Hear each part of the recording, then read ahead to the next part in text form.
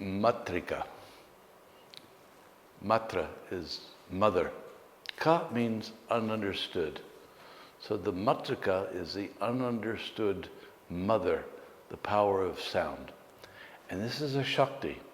When the Supreme Consciousness chose to manifest as reality, as separate individuals, it chose the vehicle of sound as the means of reducing our awareness to individuality. So it's the power of sound that makes us think, the power of words, in fact, that makes us think I'm small, I'm unhappy, I'm not good enough. And it's that inner voice that deludes us and keeps us unhappy. Most of us are unconscious of that little voice, that self-talk that's always there speaking to us. I can't do this, I can't do that, I'm not good enough. Once we understand that the purpose of the matrika is to delude us, to create the experience of being separated from Supreme Consciousness, to feel limited and contracted. Once we recognize that that's its cosmic function, we can repurpose sound and words to uplift us. So the matrika, properly understood, is pure Shakti, and we can use our words to remember who we are. I'm consciousness, I'm pure, I'm perfect, I'm whole. This gives us mastery over the inner world. By simply thinking and articulating what we want, we can bring that into manifestation. So the matrika Shakti functions through the mind, which can be our greatest friend or our enemy. It can create heaven for us, or it can create hell according to our own words. So when I say that the matrika Shakti is misunderstood, it means that we're not aware of it. Most of us believe our thoughts, but there's a mechanism inside, a structure in consciousness that's constantly talking to us, churning out thoughts. And the purpose of these thoughts is to veil illusion, to create the experience of separation, to create the experience of individuality. So instead of identifying ourselves as the totality of universal consciousness, we begin to think, I'm just a person. I'm an individual. I'm not good enough. I'm not whole. I'm separate from everyone else and from everything. And so we don't understand the nature of this matrika Shakti. We're oblivious to it. It happens. We have thoughts. We believe that these thoughts are ours. We believe these thoughts are true. We begin to act on them as if they're true, and we get stuck in the wheel of samsara.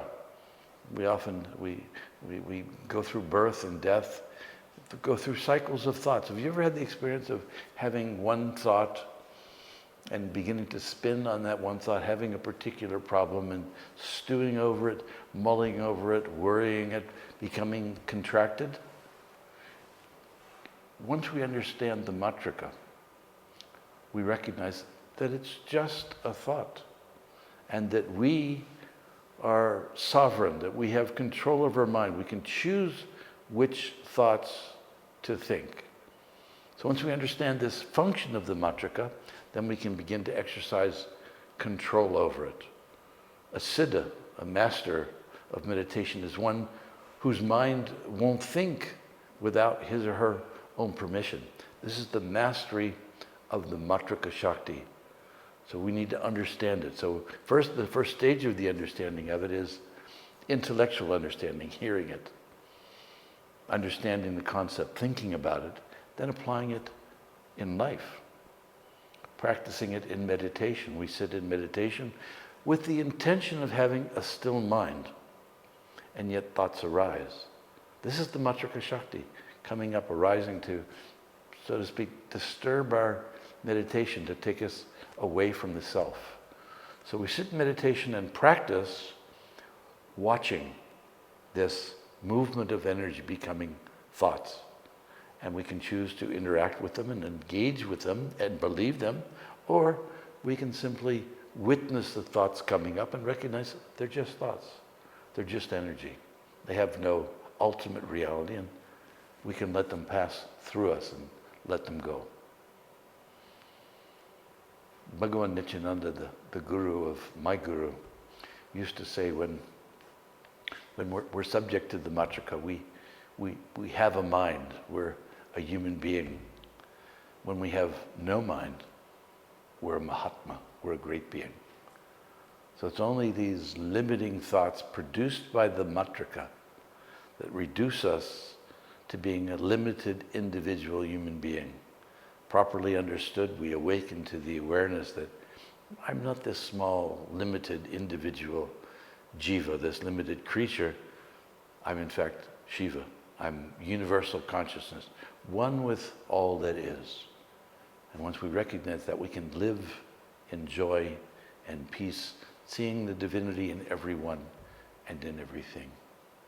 So when universal consciousness chose to create the illusion of separation, of individuality, the means for doing that is the power of sound. So long as thoughts occupy the mind, those thoughts in fact veil the ultimate reality.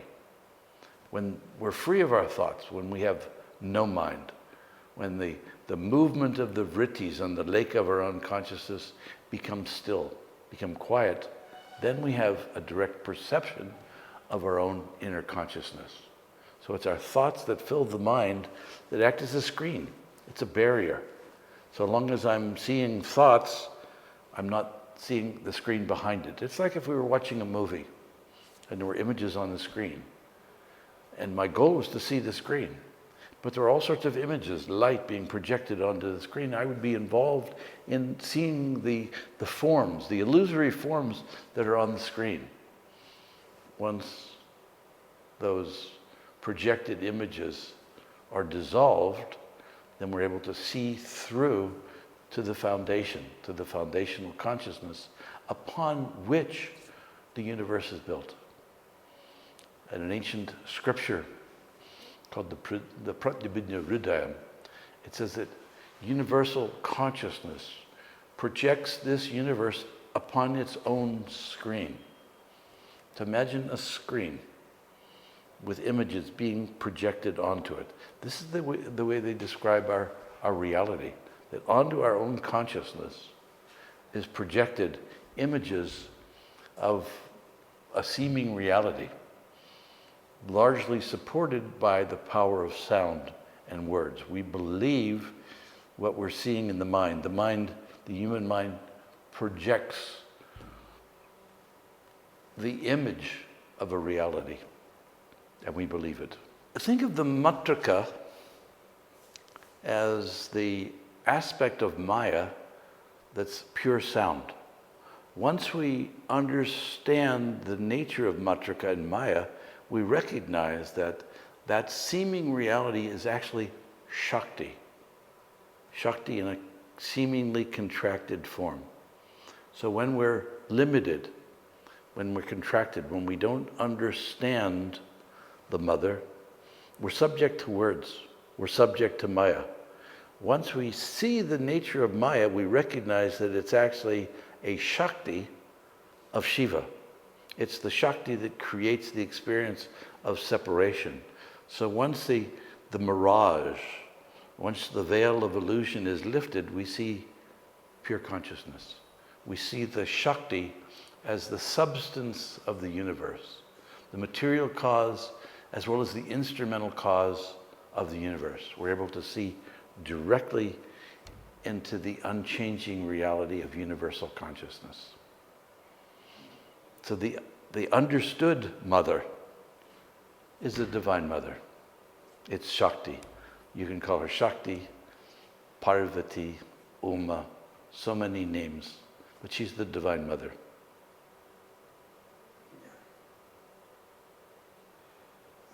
Swami Shankarananji has somewhere written that consciousness is everything as well as speech is also everything.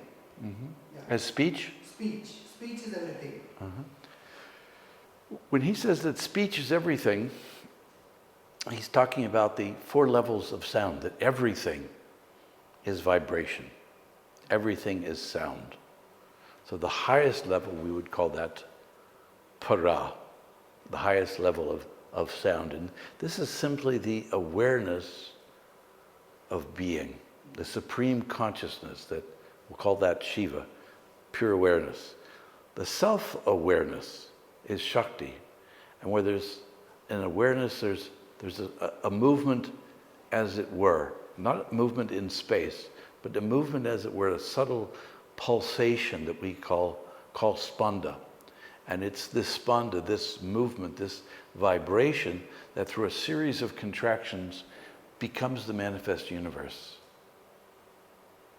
So underlying all material is a vibrating energy, sound, as it were, movement, Shakti, spanda.